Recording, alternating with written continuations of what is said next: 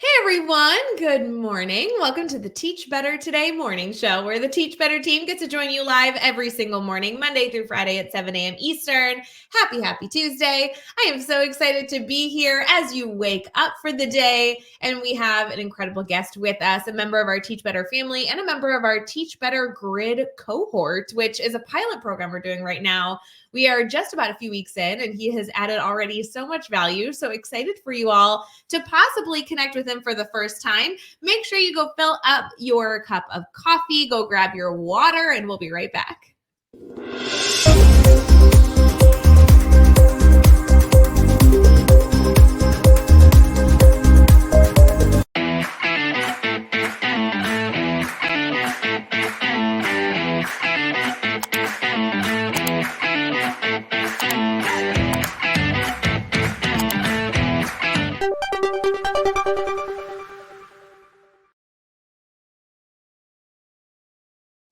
Hey everyone, good morning. My name is Rae Hughart. We're here with Remy. How you doing this morning?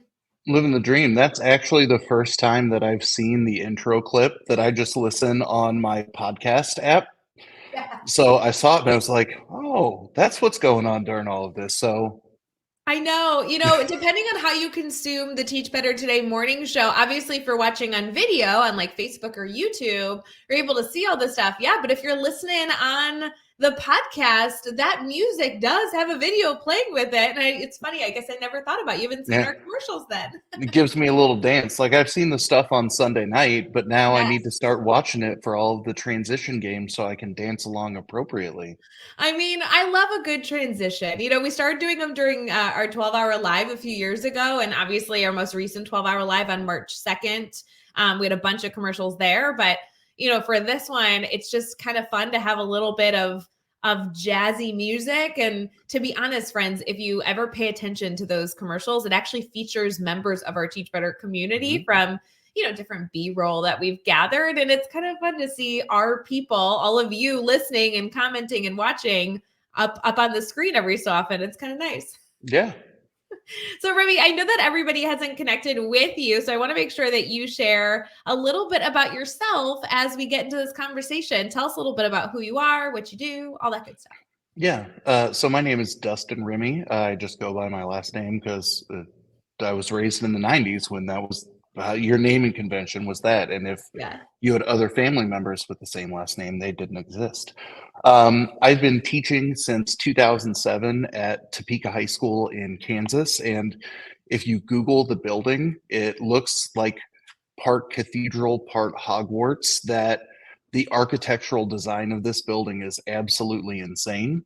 And I've taught a variety of different social studies classes. I am currently the director of our speech and debate program and teach AP government classes and economics. And the reason why you might not be that familiar with me is while I've been teaching for 16, 17 years now, that I fairly well professionally have been living under a rock outside of the speech and debate community. And the irony of ironies in this year is that, last year I was the department chair, I was the chair of our competitive speech district and all of that stuff. And I was like, I'm just going to start getting stuff off of my plate. And then I discovered, the entire education side of Twitter and Instagram and Facebook, and have started, being part of all of these communities and stumbled into like this is how under a rock that I've been, that I did not discover the Teach Better community until the year of our Lord 2023. And now, right, I'm lucky enough to be part of the Grid cohort. I majestically was selected as an ambassador, so I'm excited to be a relatively old but new fresh face I to love be that your excited. fresh face has been a part of so many communities, seemingly like overnight, because those two applications, the Grid cohort and the ambassador group, were open at the same time. So you must have like went all out. You're like, I'm applying for both programs. We'll see if I'm Yeah. accepted. And then go figure that both programs, while very exclusive, and I don't mean to say that lightly, like truly trying to narrow down those applications is like doing a spell. Like there's no way to make the perfect selection, and go figure that you were able to be selected for both and it's a perfect fit for you. Yeah, and I mean, I was definitely, the Michael Scott, Wayne Gretzky, you miss 99% of the shots that you don't take. That uh, when I was picked for both, I definitely had a little bit of imposter syndrome. And I was like, wait, I've been doing this for a while. So Yes. maybe, it was nice to kind of get some self affirmation by being selected to be part of groups where it's like, okay, I've done things enough professionally to sound good on paper and interviewing well. So I'm excited to be part of them. That our Thursday nights, while they are sheer chaos, just because of the variety of opinions and content bans, it's it's our own odd little family that has come together relatively quickly, and it all started with you and Katie dancing to whatever Katie was playing in the background that first week. I'm so glad that our community already feels like a family because it just started like February 1st. For those of you who may not be familiar, the grid cohort is something we just launched. This is our pilot group for this year. And it's working to get educators not only familiar with the grid, that's not really the goal of this group, but to really have them be advocates and leaders to be able to then support others with the grid method content. And so when we selected our group with that, the applications we got, all amazing educators. And our goal was to form a group that could not only be successful in the program, but also, of course, be then really great leaders once the program finishes and you get certified. And it's such an interesting group, isn't it? We meet on Thursday nights, every single Hmm. Thursday night. There's a little bit of homework to like prep for the next week. And really our time is joking around, maybe a little dating, Yeah. and then also discussion, which is so cool because we have educators from all over the US and Canada in all different roles. They're not even all classroom teachers, which is kind of cool. Yeah, and it's been interesting that I think one of the things that I talked about in the first week is that we've done mastery learning in my building, but we're very like somebody downtown in our administrative center read a book and said, we're going to do mastery learning. So I'm very excited to take principles and practices that I believe in and finally be able to figure out how to do them right, and for the other people who are around me in my building or in the district, right, that I can kind of be the, hey, instead of I gotta think of a non-profane way to say half-assing, but like instead of just kind of dipping our toe in the pool and acting like we're dressed up in standard space grading and mastery learning clothes, to be able to do it correctly, because I think that's the most meaningful way to kind of keep an eye on what kids need and how they can grow. And I think it's more meaningful in terms of like assessing them, because instead of going, yeah, you get points on a worksheet, right?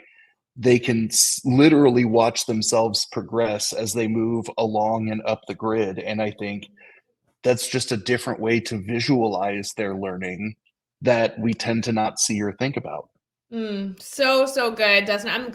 Remy. I'm glad that you've enjoyed this experience thus far. We actually have a quite a long way to go in a positive way. We are Hmm. working with this cohort for multiple weeks. First, going through the basics, designing a grid together. There's going to be some collaboration, and then there's actually a few months where our cohort may not meet as often, and we do some grid implementation and coaching. And I'm just so excited to see where this little cohort goes, and obviously to then open it up, hopefully with some feedback from all of you to help make it even more successful, open it up to a wider audience and be able Yeah. to take on another crew that not only we can foster, but they'll have you all to learn from as well. So lots of celebration there. Also, shout out to everybody in that cohort that they are on a full scholarship. So this is very exciting that it was a completely free certification program that we were able to award to about 20 educators, which was, by the way, twice as many than we expected to take, but the applications were so good we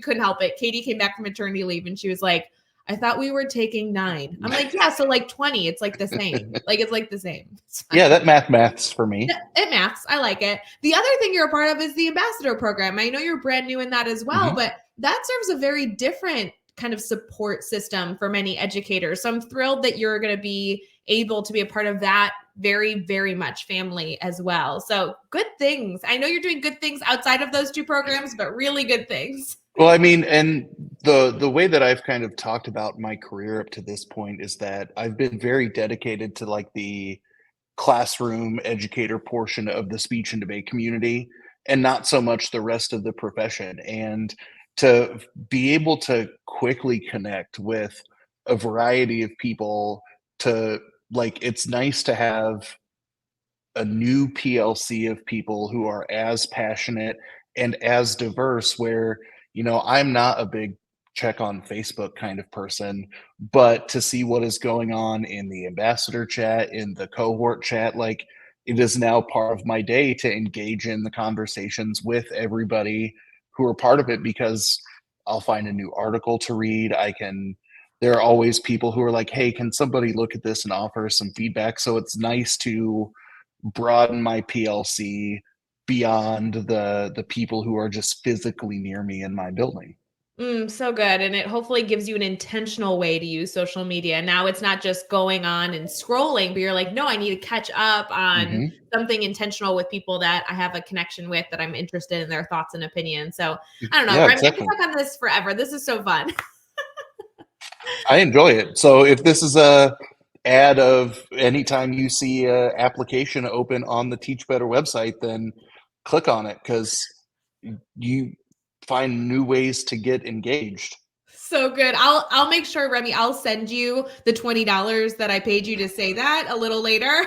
Also, shout out to Andrea Coachbrenner and Megan Hosey for designing and rolling out our Teach Better Ambassador program. Andrea does an amazing job now continuing that program and making it so sustainable and wonderful. We've been able to feature a lot of ambassadors here on the show, but also so many more that I hope you all choose to connect with. We're going to transition here because while we could talk about these two programs so much, I could geek out about them forever. And I'm so glad you're enjoying it too. Remy, I do want to highlight the work you're doing as an educator, not just in our community, but also with your students. We'll be right back for our team talk segment.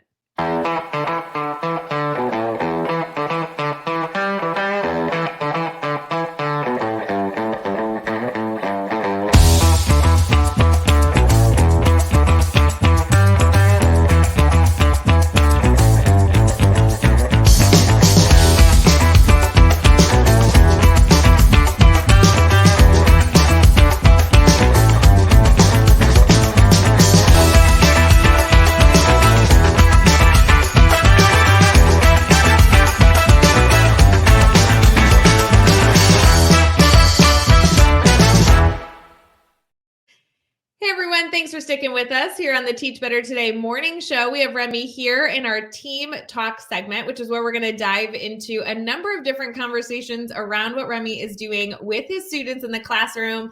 Tell us a little bit about something that has really helped you feel successful as an educator to start us out, Remy. If you had to reflect on a practice you do every day or something you really enjoy doing with students, what's your go-to?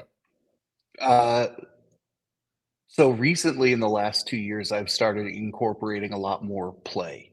That I have always used any kind of game or short experience that I could find, but never really had the, I guess, intellectual capacity to feel like I could design one my own. Or it would be like, hey, let's lecture for 4 years and then here's a little game and then move on. That I've been leaning into any kind of game based learning or play based learning, especially the last 2 years. One of the things that I did with my economics class last week, we played with Play-Doh to talk about. I can never remember the non-Marxist way to say it, but it's like the means of production, like labor, capital, land, that kind of stuff. And what they were given is they each got a little canister of Play-Doh, and we either made snakes or springs, which is a snake wrapped around a pencil, and they were given different amounts of time.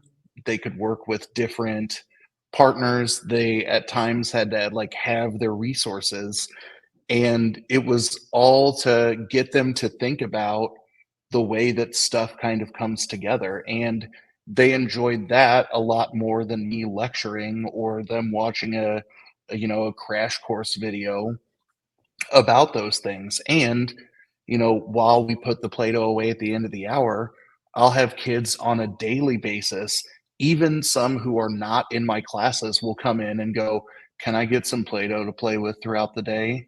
So it's doing stuff like that that I really feel like has added that new kind of sparkle and spice to doing things in my classes, because I'm aware learning about economics is not very exciting, especially when you get into the math parts, that it's incredibly depressing to talk about government because you go, in theory, here's how it should work. And then we talk about just the bad kinds of games that everybody plays politically in the world. So it's fun to bring those things in and spice it up. So important here. It's interesting as we reflect on this. I know that our community can use you as a brainstorm partner, and we'll have you share your contact information here in a little bit. But one element that I know our community struggles with, and it's not a conscious choice necessarily, but it's hard to get away from lecturing. I found that as an educator myself, especially when I didn't have a mastery learning solution that kind of helped facilitate me stepping away from lecturing. To be fully transparent, I like lecturing. I'm good at it. I think I'm funny. Like, I don't think that my lectures are boring. So for those educators listening that sure would be willing to not lecture so much, but maybe don't see that pathway being drawn for them, where can you get started with that stuff? That's just not an easy thing, but people talk about the concept very openly, like, oh, don't lecture. But then no one actually, or people rarely then say, here's the small steps to take to move in that direction. Yeah. So I'm going to cite the wisdom of somebody else on this one. Sure. So I just read Katie Powell's book, Boredom Busters. So good. Shout out to Katie Powell. Love her. Yeah. And I really like, she answers that question, I think, in two very good ways at the beginning of the book. The first is, don't try and emulate the people whose books you're reading, the blog posts you're looking at, the people who get to do TED Talks and presentations and things like that. Like, yes, they're brilliant. Yes, they do good things. You are not them. You are you. So find a way to take what they are doing and incorporating it into your teaching style. And, across 17 years, I've gone through that phase of, I'm the bullheaded young teacher who knows everything in the world, to now my administration is going, this is the way we have to teach and do things, to, stumbling into something else. And it wasn't until recently where it was like, I can be a combination of all of these things and still have my style. The second way that she talks about it is she uses the analogy that lecture is the salt of education, and that we either believe our cardiologists that we're having too much salt but don't get told what to do beyond that, or to be our, that salt bay, to sprinkle it in moderation. So what I used a couple of days ago were, and I've got some of them sitting here in my room or on my desk, are some of her lecture busters, which were just little exit ticket size activities where, we were talking about game theory and economics. They had to compare it to a movie.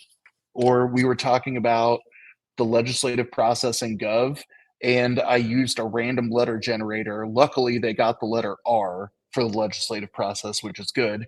And they came up with examples that I don't think I would have thought of in the middle of the lecture. So I like her suggestion of finding little things that you can do to kind of weave in, because then we were able to have conversations about those. That I had people who go, well, the game show Family Feud is like the prisoner's dilemma. And I'm like, no, it's not. It is a game. There is competition, but here's how it's different. That it let me, through kind of our conversations about the examples that people had, instantly offer feedback, which, I still get some of that lecture bit. I still get some of that authoritative bit, but it allows me to go, that's a really good example. We'll connect it to this concept down the road. Here's how I can make you think not all games are games. I love this connection of starting small, using ideas and resources of different educators in the field. Shout out to Katie Powell again on that great book. There are so many resources and so many educators out there with those just teeny ideas. Start small. And I also love the highlight that lecturing is not bad. It just can't be your only element. Like I love your connection to salt, even using that example. It's not the only seasoning we use. So how can we find ways to quote unquote sprinkle it in and still have those moments where then you can be a little bit more effective with, I love what you mentioned here, that personalized feedback. Remy, there's so much we could talk about with this. I love getting to know you as a person, and not only as a person, but as an educator too, because you have so much to offer. Very, very practical tips. You've worked over the last few years getting really connected in the field. And I think that all of us are constantly in that space to try and be connected and use our resources, not be overwhelmed in that whole process, and just be a little bit better today than we were yesterday and a little bit better tomorrow than we were today, which is always our Teach Better goal. Do you mind sharing how our community can stay connected to you? Obviously, if they're in our grid cohort, they get to see you every week, but how other ways can we stay connected? I realized I should have made put next to me in StreamYard my Twitter handle, but that's what I get. It's real easy to find me on Twitter. It's Rimmey, my last name, so RIMMEY, APGov. And then everything else, I've recently started a website where I'm playing with some blogging, and I've had enough people tell me that they enjoy the boring, dulcet tones of my voice that I should try and podcast. Do it. So you can find everything there on my website, which is teachersplayground.com. But instead of PLAY, it's PLAI. So I can talk about technology, and like, I'm not a creative person. Leaning into AI has helped me play with some of that. So that's me dipping my toe in the contributing to the broader pool. Oh my God, I have so many thoughts. First off, I'm so glad that you are blogging on a more consistent basis. People are going to learn so much. Second of all, you absolutely should start a podcast. I will be your first listener. Sign me up if you need any help with that. We have a whole Teach Better podcast network that could get you set up with any insight you need. So between me, Joshua Stamper, Jeff Gargis, we got you. Third of all, love the title. So creative, practical. Like I'm so excited for you. So really, really good things. Friends, if you have any issues connecting with Remy, just feel free to reach out to me or anybody on the Teach Better team. We'd love to just connect you directly. So just keep us in mind as a resource as well, so you can continue to collaborate. Remy, thank you so much for being a part of this conversation. Thanks for having me. But this is so good. So good. For everyone else, we hope you have an amazing day headed into the wonderful Tuesday ahead. And if you need anything, feel free to reach out. Bye, guys. Hey, Teach Better community. Thank you so much for joining the Teach Better Today morning show every single weekday at 7 a.m. Eastern. We have so many resources for you outside of this live stream at teachbetter.com, including blogs, podcasts, and professional development that will bring our team to your school. Wherever you are listening from this morning, please make sure you are sharing and celebrating the incredible educators in this world. And hey, if you are listening over on a podcast to Teach Better Talk, we would love a 5-star review. The comments are always so entertaining. We'll see you tomorrow.